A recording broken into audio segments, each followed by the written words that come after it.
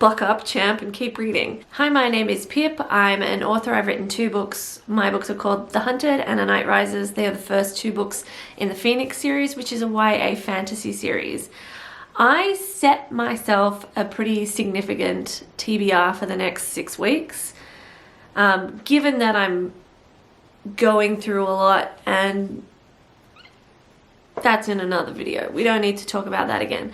I'm currently not at home. I wish this was my home. The beach is right here behind me, and I am on a writing retreat, in theory, that I haven't really done much writing for.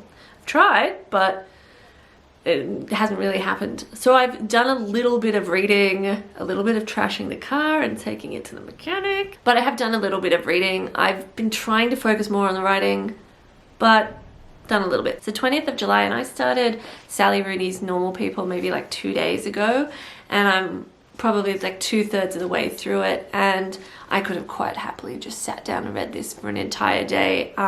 This house has kind of like a loft bedroom, and it just looks directly out onto the ocean. So they've pushed the bed right up against the window.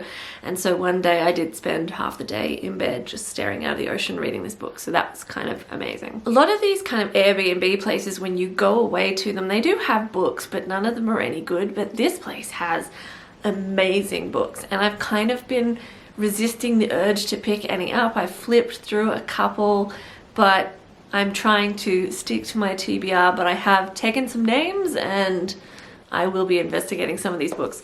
This one was by my bedside, and I picked it up because I've read Wild by Cheryl Strayed and I loved it. There was so much in that book that I related to, having massive life trauma and then having to walk it off, because I had cancer and I did the Camino de Santiago and walked for hundreds of kilometers to get over that. And even then, I think realistically, looking back on how that trauma has affected me in life, I think I should have just kind of kept walking and done a whole loop around Spain. But anyway, so when I found this book, I was pretty excited, and I thought, you know, I'll have a little flip. And it is kind of these little soundbite type pages, so it doesn't really take long to read. It kind of felt like I was getting Glennon Doyle sound bites. It very much has a Glennon Doyle vibe, or maybe Glennon Doyle has a Cheryl Strayed vibe, I don't know, which is fine. I like Glennon, like Cheryl, all good, but I guess it felt as cheesy as you kind of expect these things to be. There were a couple of things early on, like in the first few pages, that I felt really resonated, and I was like, oh my god, this is going to be different from those normal life instruction cheeseball books. And the longer I read on, the more I just honestly started skim reading. But the one that I did like was, we don't reach the mountaintop from the mountaintop, we start at the bottom and climb up, blood is involved. Facts. In a way, I wish I hadn't read this, because I have such feelings about Cheryl Strayed's Wild that, I don't know, I just feel like this kind of tainted that, because it is kind of like those cheeseball sound bites that people throw at you that, yes, make sense and they're factual, but it's just a bit cheesy. And Wild was so impactful and resonated with me so much.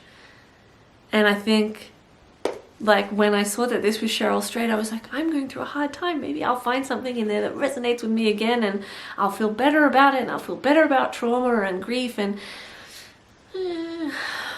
not so much. And now I kind of feel like I want to watch Wild again, or listen to Wild again, or read it again, and just like reconnect with that story and just push this one away. The other book I've done a little bit of reading of was Richard Flanagan's The Living Sea of Waking Dreams, and the actual cover for this hardback is somewhere over that way, and I can't be bothered to go and get it. I'm probably like 80 or 90 pages in, and one of my friend's parents saw on Instagram that I was reading this book, and she was like, oh my god, you're gonna love it, Richard Flanagan's amazing. And I was like, you know, Kaz, it's a little weird. It's a little weird. And she was like, oh yes, it is very strange, but you'll love it. I think had I not have had Kaz's boost, I probably would not be going back to this book. But I mean, it's also like this part of me that also goes like, I bought this book. Something about the cover resonated with me. Everyone's saying it's amazing. Like, buck up, champ, and keep reading. But it is super weird. It's like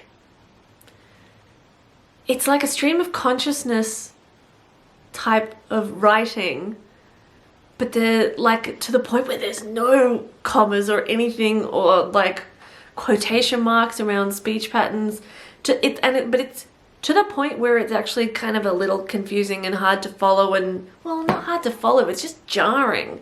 And it's kind of like, well, who's my perspective character here?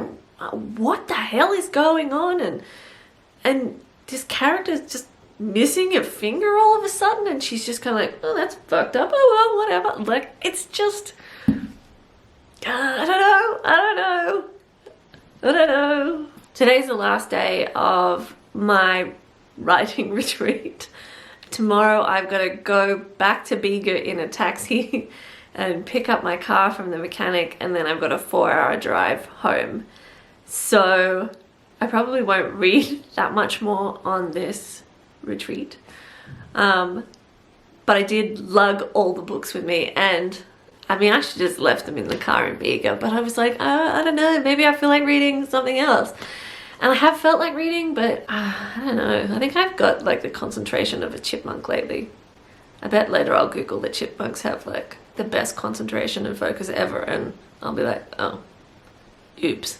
Hopefully today I will finish Normal People, and I'm thinking that I might go for another scroll through their bookshelves here because I'm checking out tomorrow. And they have books that wouldn't normally appeal to me at all. So there's one upstairs in the bedroom that is about your star sign through history, and I was like, and it's like this thick, and I don't know, I'm curious. So I might go and flip through that. I doubt I'll be reading it, but I'll flip through and go straight, because I'm a Libra, I'll go to Libra. Don't really need to read about the other ones. And I think I'll just have, I just want to know what it means by like a look at your star sign through time, and why is it so thick? So I think I'll do a little bit of exploring through their books. Oddly enough, it doesn't feel invasive to go through someone else's bookshelf. It should feel invasive because books are very personal, and they have Kama Sutra books and stuff like that. Like, I didn't know Deepak Chopra did Kama Sutra, but it's right behind me. Anyway, so I think I'm about 10 days into my 6-week plan of reading this many books that I don't have with me or are all upstairs and I can't be bothered to go and get them. So I think so far so good-ish. I hope you've enjoyed this video. If you have, don't forget to like it and to subscribe to this channel. You can check me out on Instagram and Twitter at Pip Coombs, and you can check out my books, The Hunted and A Night Rises, which are the first 2 books in the Phoenix series, which is a YA fantasy series. Anywhere where books are sold, they are available in ebook and paperback format. Thanks for watching.